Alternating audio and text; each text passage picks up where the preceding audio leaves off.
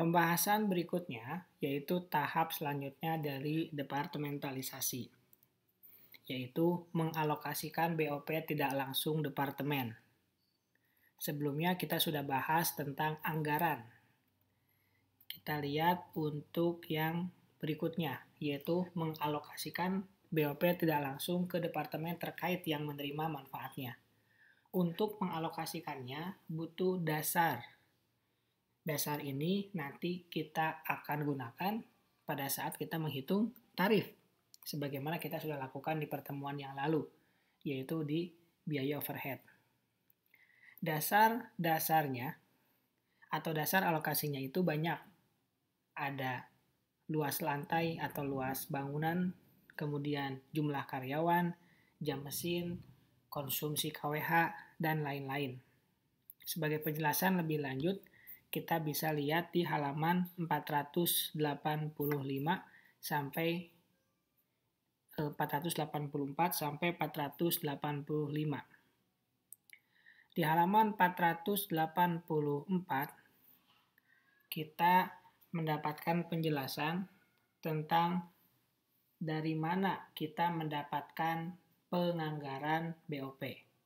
Kita bisa mendapatkannya dari survei yang dilakukan oleh setiap bagian. Mereka akan membuat laporan dan mengumpulkan kepada kita. Pada langkah itu, kita tidak melakukan penghitungan. Kemudian, di halaman 485, di sana ada hasil survei pabrik yang dilakukan di awal tahun. Maksudnya, di akhir tahun menjadi dasar di awal tahun. Di situ ada departemen, ada 4, pemotongan, penyerutan, perakitan, pemasangan kain. Ini hanya departemen produksi. Alasannya tadi sudah saya sampaikan bahwa semua biaya terkumpul di departemen produksi. Adapun yang sebelah kanan, ini semua adalah dasar pembebanan yang bisa kita pilih, tergantung dengan tingkat aktivitas yang paling banyak di departemen tersebut. Kemudian, di sana terdapat jumlah karyawan, persentasi. Untuk menghitung persentasinya, kita hanya tinggal membagikan saja.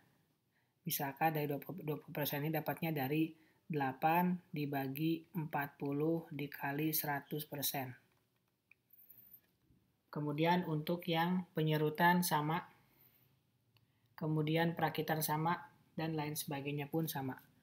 KWH pun sama, begitu ya.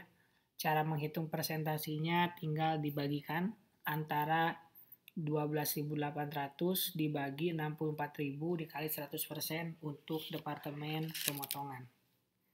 Seperti itu. Adapun distribusi estimasi biaya departemen jasa bisa kita lihat di halaman 487. Di halaman 487 kita mendapatkan tabel seperti ini, di mana kita bagi menjadi 2, ada departemen produksi dan departemen jasa. Kemudian, yang paling atas kita mendapatkan total biaya overhead pabrik per departemen sebelum ditransfer atau dialokasikan dari departemen jasa. Jadi nanti biaya-biaya yang ada di departemen jasa itu semuanya akan dialokasikan untuk departemen produksi. Seperti itu. Pada saat sebelumnya biaya semuanya ada. Kemudian distribusi biaya departemen jasa dengan estimasi biaya bahan baku yang diminta. Berarti bahan baku yang diminta itu ada di paling kanan, 45, 10, 10, 35. Jadi misalkan untuk pemotongan 45% gitu ya, ditambah dikali 45% dikali penanganan bahan baku 28.300. Begitu. Dapat 12.735. 2830 sama penanganan bahan baku dikali untuk penyerutan 10%. Kemudian untuk perakitan sama berdasarkan penanganan bahan baku. Sama pemasangan kain juga seperti itu, sehingga penanganan bahan baku itu hilang, kosong. Kenapa? Karena semuanya didistribusikan kepada departemen produksi. Itu yang kita lakukan. Ya.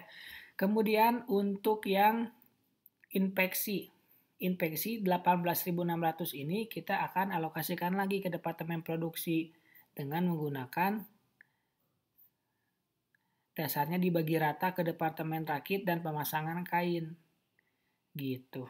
Jadi kita bagi yang 18.600 itu dibagi rata, artinya dibagi 2. Seperti itu.